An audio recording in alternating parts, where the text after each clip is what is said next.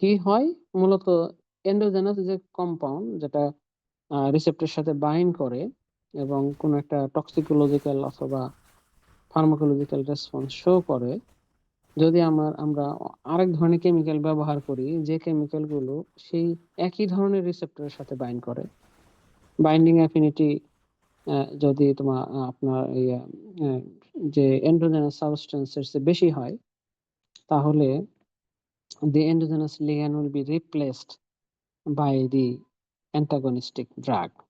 তো সেই ক্ষেত্রে রিসেপ্টর ব্লক হয়ে যাবে, এন্ডোজেনাস কম্পাউন্ড গুলো বাইন্ড করতে পারবে না এবং যার কারণে কোনো অ্যাক্টিভিটি শো করবে না তখন। এটা এক ধরনের অ্যান্টাগনিজম, রিসেপ্টর অ্যান্টাগনিজম। এই উদাহরণটা আমাদের জন্য খুবই কমন এবং আমরা সবাই নর্মালি কোন একটা অ্যান্টাগনিস্টিক ড্রাগ বললেই আমরা ধরে নিই এটা রিসেপ্টর অ্যান্টাগনিজম।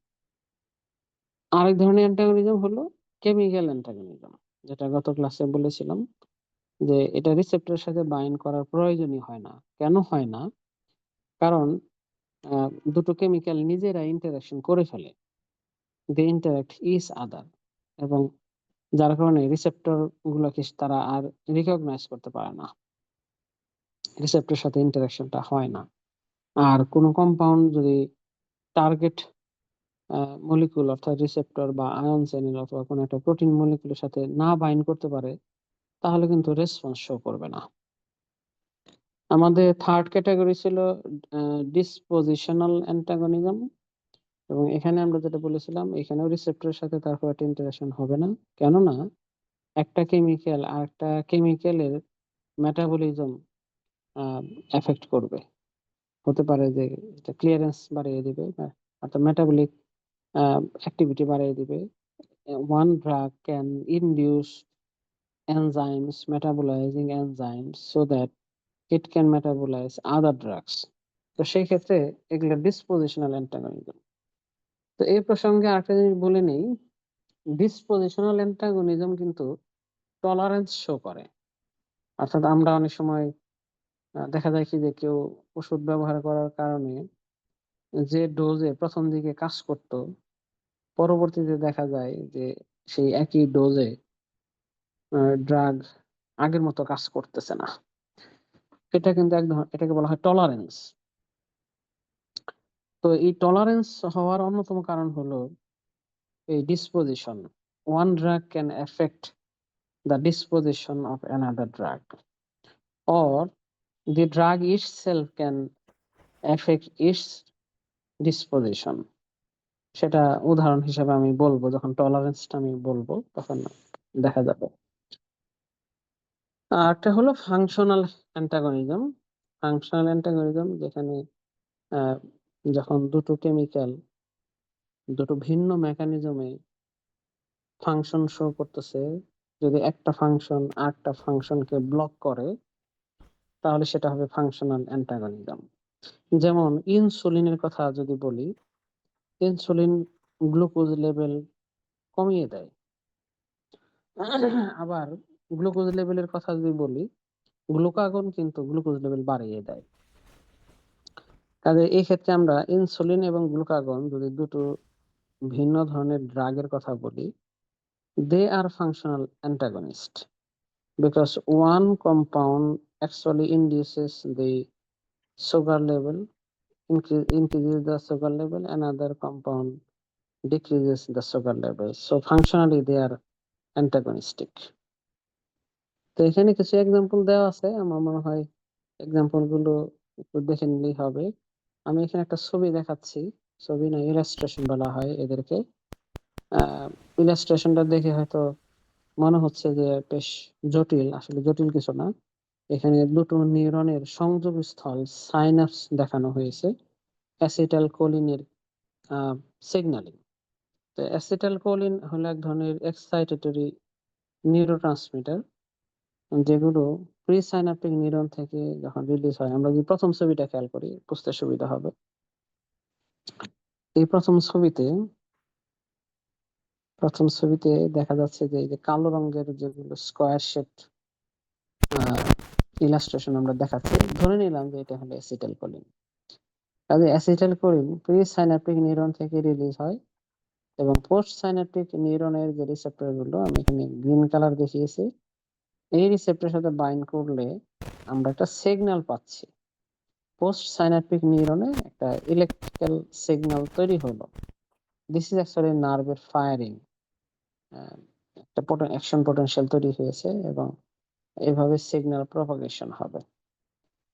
তো এখন নর্মালি যেটা হয়, আমি যদি পরের ছবি দেখি, নর্মালি হলো অ্যাসিটাইলকোলিন এস্টারেস এক ধরনের এনজাইম, যেগুলো নর্মালি আমাদের এই নিউরনের এখানে তৈরি হয়, এবং তারা যেটা করে, অ্যাসিটাইলকোলিন যখন বাইন্ড করার পরে আবার রিসেপ্টরস থেকে অ্যাসিটাইলকোলিন গুলো ফ্রি হয়ে যায়, তখন এই অ্যাসিটাইলকোলিন গুলোকে, যেহেতু এগুলো এস্টারেস নামক এনজাইম এদেরকে ভেঙে ফেলে, মেটাবলিজম করে ফেলে।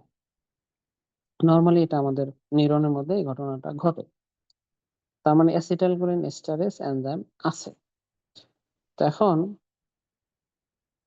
তৃতীয় নাম্বার ছবিতে যদি আমরা খেয়াল করি, এখানে আমি রেড কালারের কতগুলো মানে কি বলা যায় যে ট্রায়াঙ্গল দেখানো হচ্ছে। ধরে নিলাম এটা এক ধরনের কেমিক্যাল কম্পাউন্ড। সাধারণত অর্গানোফসফরাস যে কম্পাউন্ড, যে পেস্টিসাইড গুলো বাজারে ব্যবহার করা হয়, এগ্রিকালচারে ব্যবহার করা হয়, অথবা পেস্টিসাইড হিসেবে আমরা অ্যারোসল অথবা পোকামাকড় মারার জন্য যে নানা ধরনের চক পাওয়া যায়, তো এই কেমিক্যাল গুলো যেগুলো করে অ্যাসিটাইলকোলিন এস্টারেস এনজাইমের সাথে বাইন্ড করে। আচ্ছা, বাইন্ড করলে সমস্যাটা কোথায়? সমস্যা হলো acetylcholine will be more available for binding with the postsynaptic neuron. কাজে সবসময় অ্যাকশন পটেনশিয়াল হতেই থাকবে, নার্ভে ফায়ারিং হতে থাকবে, এক্সাইটেশন হতে থাকবে, এবং এটা আমাদের ক্ষতি করবে। কাজেই অর্গানোফসফরাস কম্পাউন্ড কিভাবে কাজ করে আমি সেটা এখানে দেখানোর চেষ্টা করেছি। কারণ যেহেতু টক্সিকোলজি পড়তেছি, এটা একটা রিসেপ্টর অ্যান্টাগনিজমের মতোই। এখানে রিসেপ্টর অ্যান্টাগনিজম কিন্তু এখনো হয় নাই। হ্যাঁ, এটা যেটা হলো যে অর্গানোফসফেট কম্পাউন্ড গুলো অ্যাসিটাইলকোলিন এস্টারেসকে ইনহিবিট করেছে। এখন যদি পয়জনিং হয় তাহলে উপায় কি? পয়জনিং চিকিৎসা করা যাবে যদি আমরা এখানে অ্যান্টাগনিজম করতে পারি, অর্থাৎ এই অ্যাসিটাইলকোলিন যে রিসেপ্টরের সাথে বাইন্ড করবে এগুলোকে যদি আমরা ব্লক করে দিতে পারি, এটা রিসেপ্টর অ্যান্টাগনিজম। এখানে আমাদের একদম লাস্ট সর্ব ডান পাশে যে ছবিটা দেখতে পাচ্ছি, সেখানে আমরা অ্যাট্রোপিন দিয়েছি, এই ভায়োলেট কালারের স্কয়ার শেপে atropine. So atropine actually bound to the postsynaptic receptor, acetylcholine receptor, যার কারণে যেটা হলো acetylcholine cannot bind with the receptor. যেহেতু acetylcholine bind করতে পারতেছে না, কাজেই এই পয়জনিংটা কমে যাবে। আমাদের যেহেতু টক্সিকোলজি পড়ছি, রিসেপ্টর অ্যান্টাগনিজমের একটা সুন্দর উদাহরণ হলো যে atropine, use of atropine to block the acetylcholine receptor, মূলত মাসকারিনিক রিসেপ্টর অথবা সোডিয়াম অ্যাসিটাইলকোলিনের সাথে সোডিয়াম চ্যানেল আছে যুক্ত, লিগ্যান্ড গেটেড আয়ন চ্যানেল আর কি। তো লিগ্যান্ড গেটেড আয়ন চ্যানেল গুলো চাইলে আমরা এভাবে ব্লক করে দিতে পারি। This is a typical example how we can minimize the toxicity of organophosphate compound. একটু ছবিগুলো আঁকতে হবে, আঁকলে বোঝা যাবে, কঠিন লাগবে না। কেমিক্যাল অ্যান্টাগনিজমের কথা বলেছিলাম, যেমন EDTA, যদি EDTA এর কথা বলি, it can complex with the metal, divalent অথবা ট্রাইভ্যালেন্ট মেটাল। যদি মেটাল পয়জনিং হয় তাহলে মেটালের সাথে বাইন্ড করলে এটাকে রিমুভ করা যায়। তো এই EDTA যুক্ত কিন্তু ব্লাড কালেকশন টেস্ট টিউবের মধ্যে কিন্তু EDTA থাকে। কোন ধরনের টেস্ট টিউব? যেখানে ব্লাডের কোয়াগুলেশন হওয়ার প্রয়োজন নাই। কিন্তু যদি EDTA যুক্ত টিউব ব্যবহার করা হয় ব্লাড কালেকশন টিউবে, ব্লাড জমাট বাঁধে না কেন? কেউ কি বলতে পারবে আসলে কি হইতে পারে? সোডিয়াম EDTA দেওয়া থাকে ব্লাড ক্যালসিয়াম ক্যালসিয়াম। বাইন্ডিং করে নাই, যেটা ব্লাড ক্লটিং এর জন্য দায়ী sir. Good good good. Iqbal মনে হয় না? ইকবাল সঠিক অ্যান্সারটা দিতে পেরেছে, কারণ আমাদের ব্লাডের মধ্যে তো ক্যালসিয়াম আছে। তো ক্যালসিয়াম যখন EDTA এর সাথে বাইন্ড করে, ক্যালসিয়াম কিন্তু কোয়াগুলেশন ফ্যাক্টর। কাজেই ক্যালসিয়াম যখন থাকতে পারে না, সে কমপ্লেক্স ফর্ম করে, তখন ব্লাড আর জমাট বাঁধতে পারে না। আমরা যখন ল্যাবরেটরিতে ব্লাড কালেকশন করি কাজ করার জন্য, আমরা EDTA ব্যবহার করি। কাজে EDTA মেটাল পয়জনিংও, মানে শরীরের ভেতরে যদি কোনো কারণে মেটাল পয়জনিং হয়, তাহলে কিন্তু EDTA ব্যবহার করা সম্ভব। সাধারণত ডাইম আর ক্যাপ্রল ব্যবহার করা হয় যদি হেভি মেটাল পয়জনিং হয় আমাদের শরীরে, যেমন আর্সেনিক অথবা লেড, এগুলো পয়জনিং হয়। ওগুলো কিন্তু কেমিক্যাল অ্যান্টাগনিজম। ডিসপোজিশনাল অ্যান্টাগনিজম কথা এর আগেও বলেছি, আবারও বলি, যেটার সাথে টলারেন্সের একটা সম্পর্ক আছে। যেমন ডিসপোজিশন মানে কি? ডিসপোজিশন মানে হলো কোন একটা কেমিক্যাল শরীরে যাওয়ার পরে সেটার অ্যাবজর্পশন, ডিস্ট্রিবিউশন, মেটাবলিজম, এক্সক্রিশন, এগুলো যদি কোনো কারণে প্রভাবিত হয়, কোনো কারণে অ্যাবজর্পশন বেড়ে যেতে পারে, অ্যাবজর্পশন কমে যেতে পারে, তারপরে হলো মেটাবলিজম বেড়ে যেতে পারে, কমতে পারে, তারপরে এক্সক্রিশন বাড়তে পারে, কমতে পারে। So one drug can effect the disposition of another drug. এবং সেই ক্ষেত্রে যদি এমন হয় যে একটা ড্রাগ আর একটা ড্রাগের অ্যাভেলেবিলিটি কমিয়ে দিচ্ছে, এফেক্ট কমিয়ে দিচ্ছে, সেটা হলো অ্যান্টাগনিজম। যেমন অ্যাক্টিভেটেড চারকোল খুবই ব্যবহৃত হয়, পপুলার। এটা যদি কোনো কারণে পয়জনিং হয়, আম, কোন একটা কেমিক্যাল হয়তো, যদি ধারণা করা হয় যে এখনো স্টমাকে অথবা গ্যাস্ট্রোইন্টেস্টিনাল ট্র্যাক্টে কিছু রয়েই গেছে, তাহলে সেই ক্ষেত্রে অ্যাক্টিভেটেড চারকোল দেওয়া যেতে পারে। চারকোল অর্থাৎ কয়লা, এগুলো আহ, শুধু যে মেটালের সাথেই সিলেট কমপ্লেক্স ফর্ম করে তা না, অন্যান্য ড্রাগেরও কিন্তু অ্যাবজর্পশন কমিয়ে দেয়। আবার এক্সক্রিশন বাড়ানো সম্ভব, যেমন অসমোটিক ডাইরেক্ট হিসেবে ম্যানিটল দেওয়া যেতে পারে, সেই ক্ষেত্রে ইউরিন ফ্লো বেড়ে যাবে এবং টক্সিন শরীর থেকে বেড়ে যেতে পারে। মেটাবলিক মডিফিকেশনের মাধ্যমেও ডিসপোজিশনাল অ্যান্টাগনিজম হতে পারে। একটা ড্রাগ কিন্তু আরেকটা ড্রাগের মেটাবলিজম বাড়িয়ে দিতে পারে। যেমন ফেনোবারবিটাল যদি ব্যবহার করা হয়, ফেনোবারবিটাল আমাদের লিভারের যে এনজাইম গুলো আছে এগুলোকে ইনডিউস করে, আরো বেশি পরিমাণে এনজাইম তৈরি হয়। এখন যে ড্রাগ গুলো ওই এনজাইমের মাধ্যমে মেটাবলিজম হয়, তাহলে সেই ড্রাগ গুলোর মেটাবলিজম বেড়ে যাবে। আবার উল্টাটাও ঘটতে পারে, যেমন কিছু কিছু ড্রাগ আছে যে ড্রাগ মেটাবলিজিং এনজাইমের ইন্ডাকশনকে নেগেটিভ ইফেক্টে দেয়, অর্থাৎ কম তৈরি হয়। যেমন কিটোকোনাজল, যদি কিটোকোনাজল ব্যবহার করা হয়, এটা কিন্তু সাইটোক্রোম P4 পি পি 450 যে মিক্সড ফাংশন অক্সিডেজ এনজাইম, এটা বিশাল ক্লাসের একটা পরিবার। সেই পরিবারের নানা ধরনের আইসোফর্মকে তারা ইনহিবিট করতে পারে। যেমন CYP3A4, এটা এক ধরনের এনজাইম, লিভারের এনজাইম। তো এই এনজাইমের মাধ্যমে অনেকগুলো ড্রাগে মেটাবলিজম হয়। তো কোনো কারণে যদি যদি এমন হয় যে এটাকে ইনহিবিট করতেছে কোন একটা ড্রাগ, তাহলে এই এনজাইমের মাধ্যমে যে ড্রাগগুলোর মেটাবলিজম হতো, সেই ড্রাগের মেটাবলিজম কমে যাবে। কমে গেলে কি হবে? টক্সিসিটি বেড়ে যাবে। কাজেই অ্যাজ এ ফার্মাসিস্ট আমাদের কিন্তু এগুলো খেয়াল করতে হবে যে কোন ড্রাগের মেটাবলিজমকে প্রভাবিত করতেছে। যেমন ketoconazole can decrease the metabolism of benzodiazepine, even statin গুলো। যেমন স্ট্যাটিন তো বাংলাদেশে এখন প্রচুর ব্যবহৃত হয়। ডিস্ট্রিবিউশন অল্টারেশন হতে পারে। ডিস্ট্রিবিউশন আমরা জানি যে ড্রাগ যখন গ্যাস্ট্রোইন্টেস্টিনাল ট্র্যাক্ট অথবা আমরা যেখান থেকে, অথবা আইভি বা ইনজেকশন, যে ফরম্যাটে আমরা কোনো একটা ড্রাগ ব্যবহার করি না কেন, সেই সাইট থেকে ড্রাগটা যখন ব্লাডের মধ্যে ছড়িয়ে পড়ে, তখন ব্লাডের প্লাজমা প্রোটিনের সাথে ড্রাগ গুলো বাইন্ড করে এবং প্লাজমা প্রোটিনের মাধ্যমেই সারা বডিতে তারা ছড়িয়ে যায়। এখন এমন হতে পারে যে একটা ড্রাগ আরেকটা ড্রাগের ডিস্ট্রিবিউশন অল্টারেশন করতে পারে by modifying the plasma protein binding. যেমন ডায়াজিপাম প্লাজমা প্রোটিন থেকে ফিনাইটোইনকে ডিসপ্লেস করে দিতে পারে।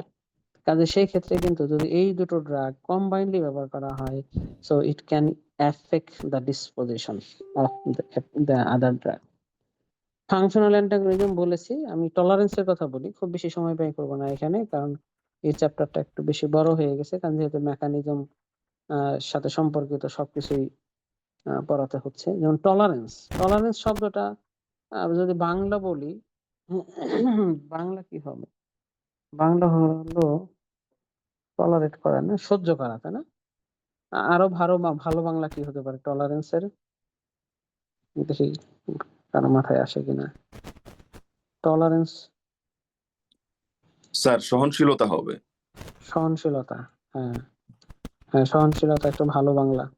তো ড্রাগের আবার সহনশীলতা কেমন? টক্সিক্যান্টের সহনশীলতা কি? এটা হলো যে আমরা অনেক সময় টক্সিক কেমিক্যাল আমাদের শরীরে আমাদের এক্সপোজ হচ্ছে, বাট উই ক্যানট সেন্স। এবং আমাদের টলারেন্স কিন্তু আসলে বেশি। বিশেষ করে আমাদের বাংলাদেশের মানুষ, they can tolerate huge exposure of chemical. Sorry, সেই টলারেন্সটা হলো আসলে বেসিক্যালি যে কোনো কেমিক্যালের এক্সপোজার হওয়ার পরেও যদি ফার্মাকোলজিক্যাল অথবা টক্সিকোলজিক্যাল রেসপন্সটা সেভাবে শো করে না, তাহলে এটা আমরা টলারেন্স বলবো। বেসিক্যালি এটা হয় হলো রিপিটেড এক্সপোজারের কারণে। আম, কিছু আছে যে আমাদের আমাদের এনজাইম এবং আমাদের বিভিন্ন ধরনের মেটাবলিক অ্যাক্টিভিটি, এটা যেরকম এর সাথে সম্পর্কিত, ঠিক একইভাবে যদি আমরা থেরাপিউটিক ড্রাগও গ্রহণ করি, দেখা যাচ্ছে যে সেই ড্রাগগুলোও কিন্তু যে ডোজে একটা সময় রেসপন্স করতো, কিন্তু পরবর্তী সময়ে দেখা যাচ্ছে যে আহ, সেই ডোজ কিন্তু আর রেসপন্স করছে না। এটা কারণ এটা একটা এক ধরনের টলারেন্স। তো বেসিক্যালি এই থেরাপিউটিক ড্রাগগুলো রিপিটেড এক্সপোজারের কারণে এই টলারেন্সটা হয়। তো এখন পর্যন্ত দেখা যাচ্ছে যে দুটো কারণে এই টলারেন্সটা হচ্ছে। একটা হলো ডিসপোজিশনাল টলারেন্স, যেটা আমি কিছুক্ষণ আগে আলাপ করেছি, যে one drug can effect the disposition of another drug, সেখানে সেটা একটা ব্যাপার। একটা হলো কেমিক্যাল বা সেলুলার টলারেন্স।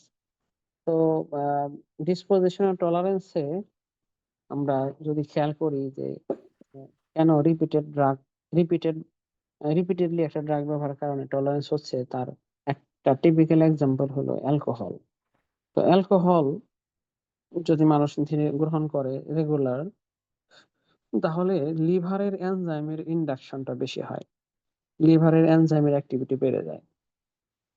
কাজেই লিভারের এনজাইমের অ্যাক্টিভিটি যদি বেড়ে যায়, আমরা জানি যে ড্রাগে মেটাবলিজম হয় হলো লিভারে, কারণ লিভারের মধ্যে অসংখ্য এনজাইম আছে।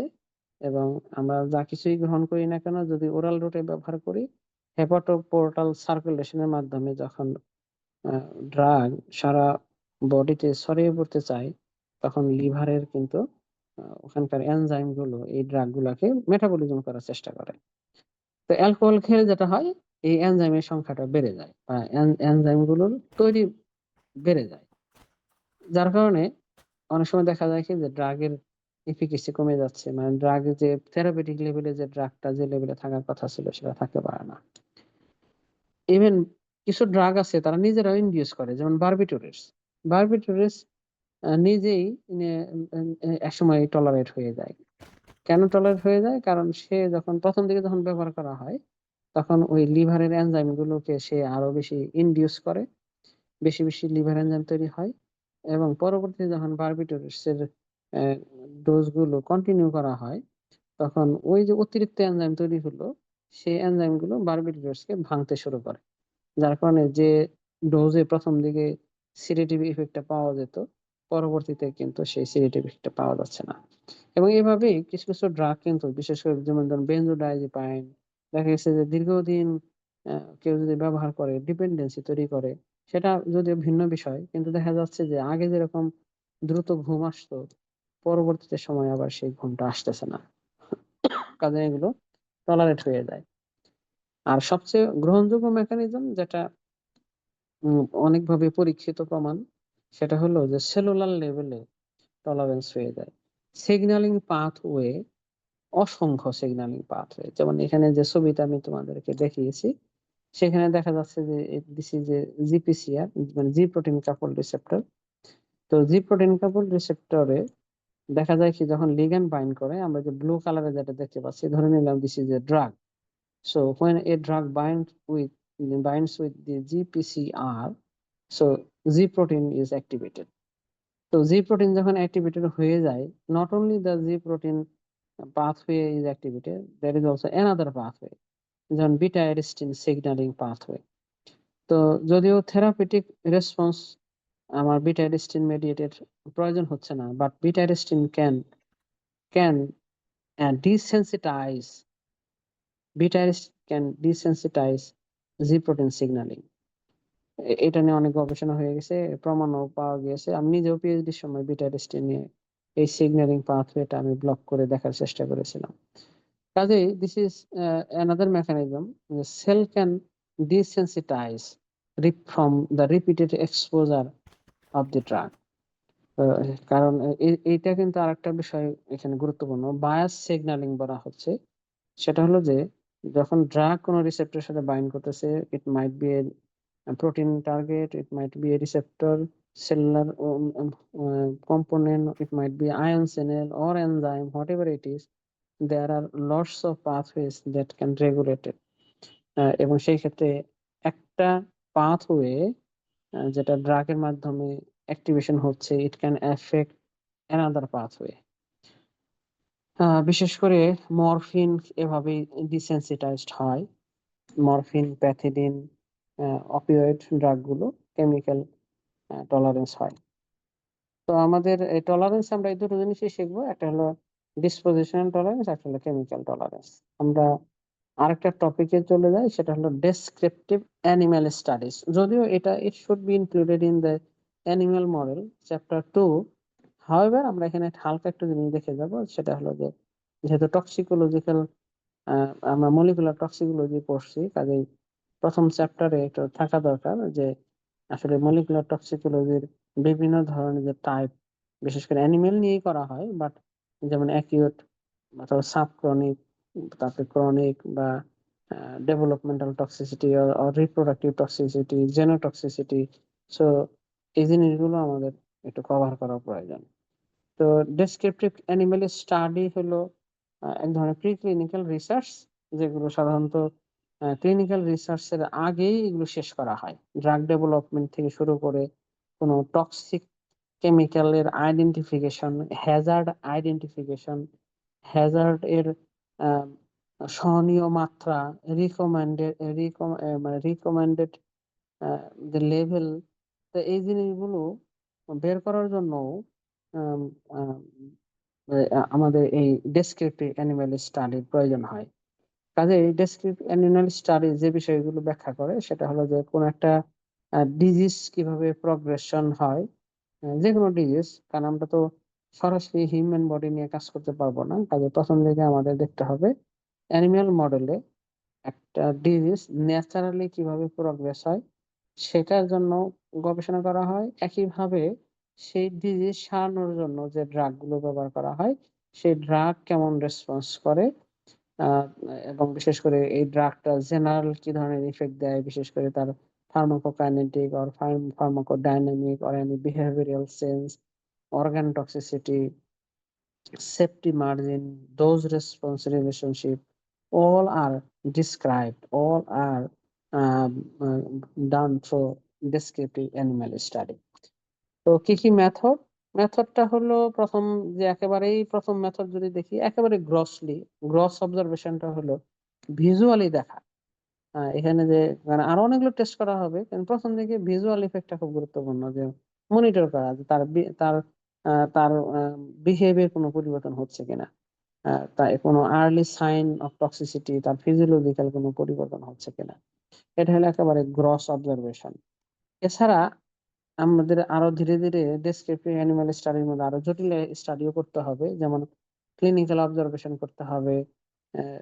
ক্লিনিক্যাল অবজারভেশন নাম দেখেই বোঝা যাচ্ছে যে তার অ্যাপিয়ারেন্সটা কেমন হবে, তার পোস্টার, গেস্টার, বিহেভ, তার সোশ্যাল ইন্টারাকশন, তার অ্যাপেটাইট, তার বডি ওয়েট, তার গ্রোথ, কোনো ধরনের পেইন হচ্ছে কিনা, কোনো টক্সিসিটি হচ্ছে কিনা, ক্লিনিক্যাল সাইন গুলো রেকর্ড করতে হয়। ক্লিনিক্যাল প্যাথোলজি অর্থাৎ ডিজিজ প্রগ্রেশনের সাথে তার বিভিন্ন ধরনের বায়োমার্কার, তার লেভেল গুলো, এগুলো দেখা। নেক্রোস্পি, এটা টার্মটা হলো হয়তো খুব নতুন টার্ম অনেকের জন্য। সেটা হলো পোস্টমর্টেম এক্সামিনেশন। মানুষের ক্ষেত্রেও কিন্তু পোস্টমর্টেম করা হয়। কেউ যদি মারা যায় এবং সেটা যদি কোনো লিগ্যাল ঘটনার ব্যাপার থাকে, পুলিশি তদন্তের বিষয় থাকে, তাহলে কিন্তু পোস্টমর্টেম করা হয়। কিন্তু এছাড়াও পোস্টমর্টেম করা হয় অ্যানিমাল স্টাডিতেও। কারণ ইভেন আমরা যখন কোনো ড্রাগ নিয়ে কাজ করি, ইভেন ইন আওয়ার ল্যাব, মাইস মডেলে অথবা র্যাট মডেলে কাজ করি, আমরা কিন্তু ওই ডিসেকশন করে ওই র্যাটের তার লিভারের কোনো পরিবর্তন হলো কিনা, হ্যাঁ, তার স্প্লিনের কোনো পরিবর্তন হলো কিনা, এগুলো কিন্তু আমরা দেখার চেষ্টা করি। তাহলে ওটা এক ধরনের পোস্টমর্টেম এক্সামিনেশন।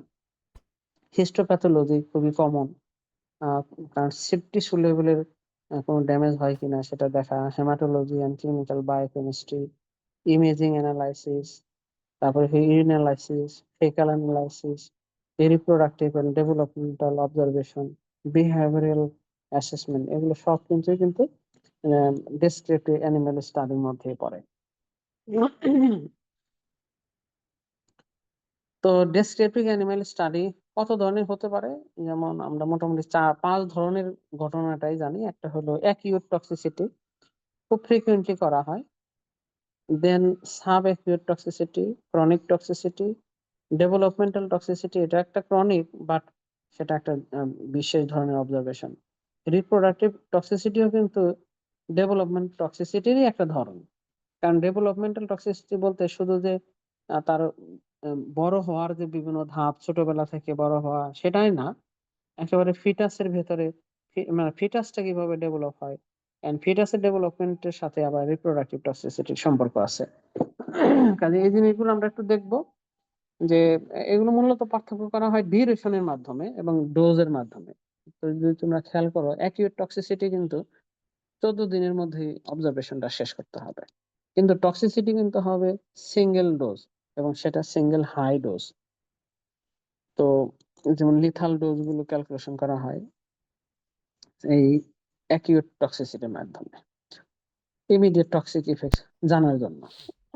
এবং অন্যান্য টক্সিসিটি করার আগে অবশ্যই অ্যাকিউট টক্সিসিটি টেস্ট করতে হয়, সেটা প্রিক্লিনিক্যাল ট্রায়ালে হোক বা ক্লিনিক্যাল ট্রায়ালে হোক।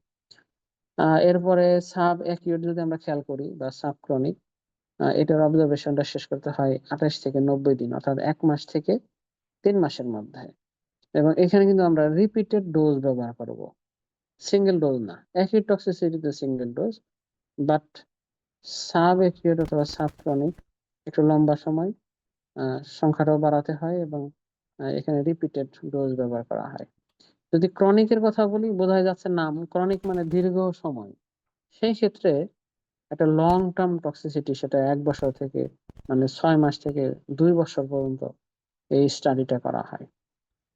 এবং সাধারণত কোন একটা প্রাণীর লাইফ স্প্যান কে টার্গেট করে এই পুরো বিষয়টাই দেখা হয়, যে তার কোন ফেজে গিয়ে কোন ধরনের টক্সিসিটি হচ্ছে, এবং সেটা ক্যান্সার যদি হয় তাহলে সেটা কার্সিনোজেনিসিটি টেস্টিং বলা হবে।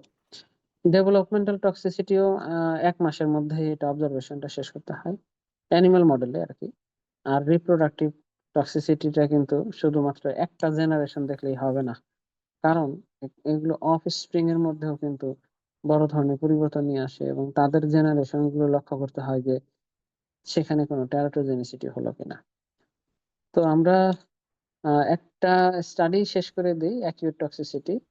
অ্যাকিউট টক্সিসিটিতে যেটা করা হয়, যে লিথাল ডোজ, একটা সিঙ্গেল ডোজে লিথাল ডোজটা দেখা হয়, এবং সেটা কিন্তু ট্র্যাডিশনালি LD50 টেস্ট বলা হয়। LD50, lethal dose 50। কিন্তু রিসেন্টলি রিসেন্টলি এই লিথাল ডোজ টক্সিসিটি নিয়ে প্রচুর পরিমাণে ডিবেট আছে, এবং ধারণা এবং অল্টারনেট অন্য কোনো মেথড এগুলো করা যায় কিনা। যেহেতু লিথাল ডোজ মানে হলো মৃত্যুটা কেমন হলো, 50% অফ দ্য টেস্ট পপুলেশন মারা যাওয়াটা ওই যে ডোজে 50% অফ দ্য টেস্ট পপুলেশন মারা যাচ্ছে, সেটাই হলো লিথাল ডোজ। তাদের মরতেই হবে। লিথাল ডোজ বের করতে গেলে মানে মৃত্যুটাই কাউন্ট করা হয়। কাজে এখানে কিছু ইথিক্যাল কনসার্ন আছে, এবং আরো কোনো রিফাইন্ড অল্টারনেটিভস আছে কিনা সেটা নিয়ে আলোচনার বিষয় আছে। তবে এটা কিন্তু সিঙ্গেল ডোজে করা হয়, এবং সাধারণত এই টক্সিসিটি 14 দিন পর্যন্ত অবজার্ভ করা হয়। আমার মনে হয় আজকে এই পর্যন্তই রাখি। হ্যাঁ, অনলাইনে যেহেতু পড়াচ্ছি, তোমরা যদি চাও আমি কিন্তু কন্টিনিউ করতে পারি। আর যদি মনে করো যে থাকো অনলাইনে বোঝাটা একটু কঠিন, সময় বেশি লাগতেছে হয়তো, তাহলে তোমাদের অপিনিয়নের উপর ছেড়ে দিলাম। স্যার আজকে এতটুকুই থাক স্যার। স্যার এই পর্যন্তই থাকুক আপাতত। আচ্ছা, ঠিক আছে, তাহলে আমি ওই আগামী ক্লাসে ইনশাল্লাহ সামনাসামনি আহ তোমাদেরকে এই টক্সিসিটি গুলো পড়াবো। আজকে এই পর্যন্তই থাক তাহলে। এটা আমি শেয়ারটা বন্ধ করে দিই। তোমাদের অ্যাটেন্ডেন্স যেহেতু নিতে হবে,